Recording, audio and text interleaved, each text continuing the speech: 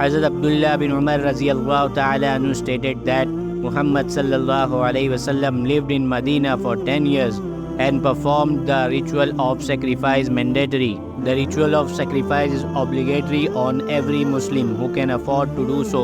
If a person is comfortably wealthy, he has no option but to perform this obligatory ritual. A person's sacrifice will not to be taken into consideration if he acts lazy and donates the same amount of money to charity instead of sacrificing an animal. Even if he does donate the money, he will still have to perform the sacrifice irrespective. It is important to note that all the members of a family that earn and hold a good financial position are required to perform their own respective sacrifices.